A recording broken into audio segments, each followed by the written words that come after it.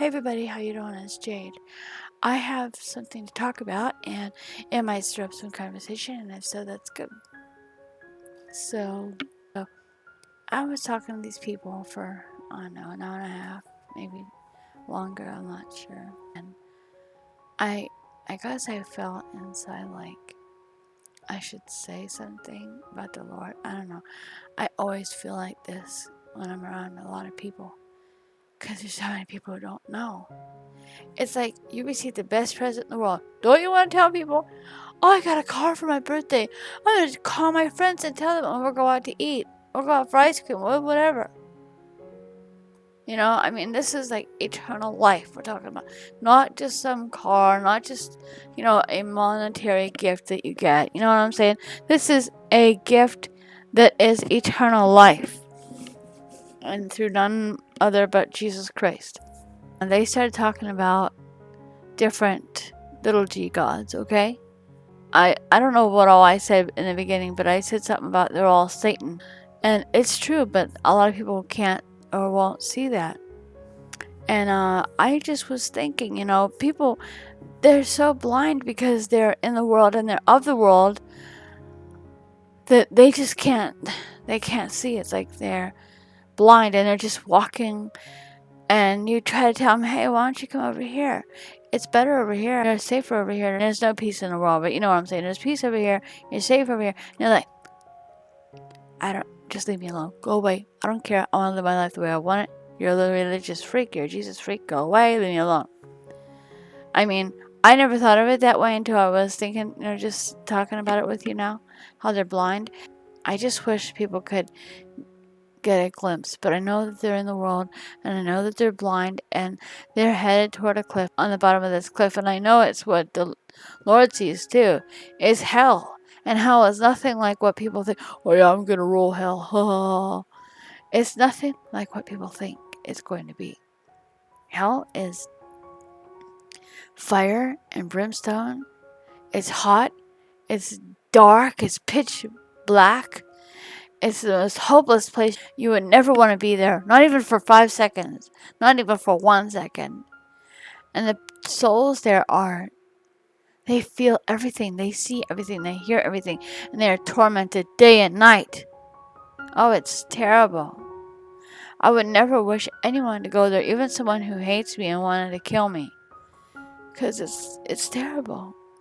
It's awful. And I know that they're in the world, and I know that they're prideful, and look, I'm prideful sometimes, okay? So I'm a Christian, but I still mess up, okay? And I'm not saying I don't. It just really makes me sad to see people like that. And I got some IMs, like somebody was saying, people are gonna give you a really hard time or something like that. I forget what he said.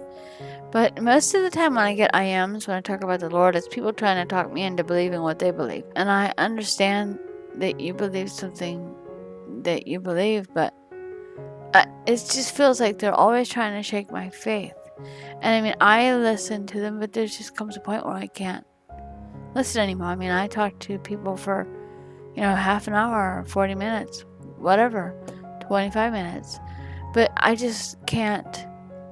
There's just so many people talking, and then there's this pastor, or he says he's a pastor. I don't know if he really is. And he's asking about, don't you ever have desires? I knew exactly what he meant when he said it. I had a feeling he meant this, but I thought maybe he meant desires to do good, like to help people, to whatever.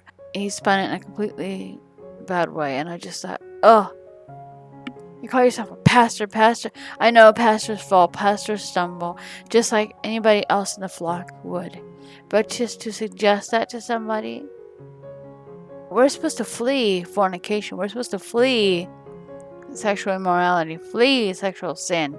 Remember Joseph and Potiphar's wife? When he left so fast that a piece of his garment was left in her hand. We're supposed to flee. We're not supposed to stand around going, I wonder what I should do. I wonder, should I just stick around and listen for a minute? No, we're supposed to leave and just make dust. I just don't understand why people cannot calmly discuss this stuff. They have to scream and insult me. And of course, I understand because Jesus said, if they hated me, that they'll hate you too. They did this to the least of these, they'll do it to you too. I mean, you know what I'm saying? If they hated him, they're going to hate us too because we come in his name. And, I mean, okay, like people, somebody was talking about something in the Bible, and I said, do you read the Bible? And he said, of course not. And I'm like, well, then why are you bringing up something you don't even know anything about? I mean, it's like somebody talking about a book of book about physics, and they like, oh, I don't understand why it says this. Well, did you ever read it? No. Well, then how do you know what it says? I mean, I would encourage anybody to read it. Just read it and see what you think. And people always trying to tell me, there's errors in it, there's errors in it. You know, and I understand that they feel the way they do and everything, but I'm not going to try to convince somebody to believe. And this person that said they were a pastor, you know, okay, we have to at least talk to people and tell them. Now, if they won't receive us, that's when we don't cast our pearls at the swine, as it says in the Bible, because they'll tear it apart. That's when we walk away and shake the dust off our feet. If they won't receive it, we walk away and shake the dust off our feet.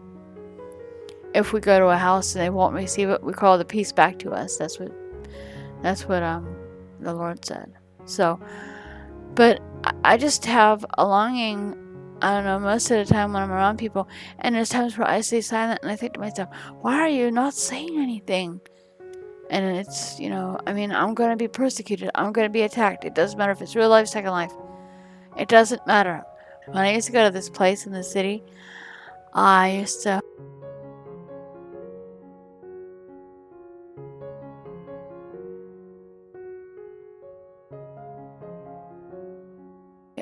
there's things in our lives that we need to give to him or let him deal with or change. And sometimes it takes longer for somebody versus somebody else. But I'm not going to stop sharing the gospel because people don't like it, I mean, I shared it with the people there, and then I just went over somewhere and just kept listening to the conversation, but just went out of the main area where all the people were talking and just kind of stayed off to the side. So I think it's important to share the gospel, but it's also important, which I struggle with, knowing when to leave or when to go off to the side or whatever, when to end it and say it's fruitless, it's not doing anything, it's just making it worse the longer you stand there. I mean, I have to say something. I can't just say, well, I can't throw my prayers before spine, so I'm not going to say anything. There could be somebody there who got saved last night and I didn't even know about it. Or somebody there who is thinking about getting saved. Or somebody who might get saved in a month or a year and think, wow, So, who knows? Somebody told me a long time ago that nobody cares about Jesus and stuff, and it's not going to be a popular channel if you do that. Guess what? That's fine. If I stay with 105 subscribers, that's okay. I mean, I'd like to have more, but it's not about me. I mean, I like to do shopping videos and other stuff, but my main goal is about the Lord, and I think it always will. I don't think it will ever change. I hope it will never change. And so I just wanted to share that with you. Like, people, if you're a brother in the Lord or a sister in the Lord, people are always going to insult you, put you down, belittle you, hate you, persecute you. I could feel myself getting pretty heated, and I don't want to do that to people. So I want to discuss it. I just wish they would listen to me, because they talk to me and I listen to them, and then I like them. That's how a conversation goes.